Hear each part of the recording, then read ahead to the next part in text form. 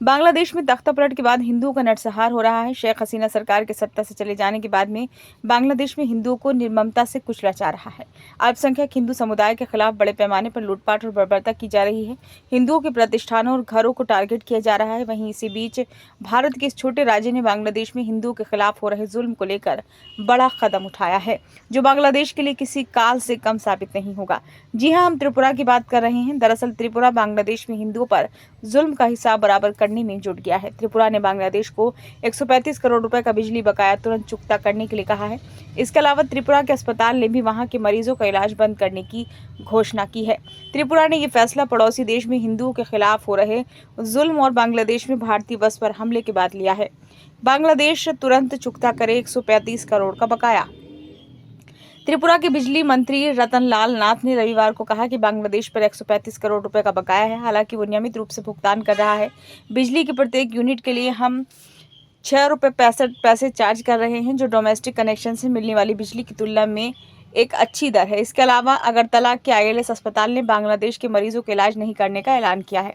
Agartala ILS अस्पताल के chief operating officer Gautam Hazarika ने कहा कि हम बांग्लादेश के मरीजों का इलाज नहीं करने की मांग का पूरा समर्थन करते हैं। अखोरा चेक पोस्ट और आईएलएस अस्पतालों में हमारे हेल्प डेस्क उनके लिए आज से बंद कर दिए गए हैं। बांग्लादेश के लोगों ने तिरंगे का अपमान किया है। बांग्लादेश में हिंदुओं के साथ अत्याचार हो रहा है। इससे पहले कोलकाता के जे.एन. राय अस्पताल ने भी बांग्लादेशी मरीजों का इलाज बंद करने की घोषणा की थी। त्रिपुरा 3 तरफ से बांग्लादेश से घिरा है। वहीं बांग्लादेश मुद्दे पर त्रिपुरा के मुख्यमंत्री माणिक साहा ने कहा कि बांग्लादेश में स्थिति ठीक नहीं है। बांग्लादेश में अल्पसंख्यकों पर अत्याचार हो रहे हैं। उन्होंने आगे कहा कि शेख हसीना के सत्ता में रहने के दौरान जो आतंकवादी जेल में थे, वे अब जेल से बाहर आ गए हैं। ये चिंता का विषय है, क्योंकि त्रिपुरा की सीमा बांग्लादेश से लगती है। भारत सरकार स्थिति पर बारीकी से नजर रख रही है। पता नहीं बांग्लादेश की अंतरिम सरकार कैसे काम कर रही है। त्रिपुरा 3 तरफ से बांग्लादेश से घिरा, इसलिए निगरानी कड़ी कर दी गई है। बांग्लादेश में भारतीय बस पर हमला। उधर त्रिपुरा के परिवहन मंत्री सुशांत चौधरी ने आरोप लगाया कि अगरतला से कोलकाता जा रही एक बस पर बांग्लादेश में हमला किया गया। यह हादसा ब्राह्मणबाड़िया जिले के विश्व रोड पर हुआ।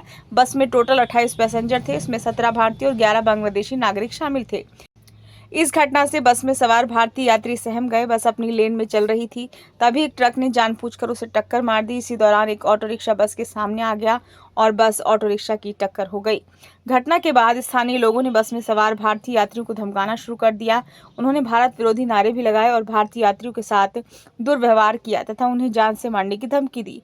परिवहन मंत्री सुशांत चौधरी ने कहा कि मैं इस घटना की कड़ी निंदा करता हूं तथा पड़ोसी देश के प्रशासन से भारतीय यात्रियों की सुरक्षा सुनिश्चित करने का आग्रह करता हूं। कोलकाता और अगरतला के बीच बसों का संचालन ढाका के रास्ते किया जाता है, क्योंकि इससे सफर की दूरी आधी से भी कम हो जाती है। ये विमान यात्रा से सस्ती पड़ती है। ट्रेन यात्रा में आमतौर पर 30 घंटे से अधिक समय लगता है।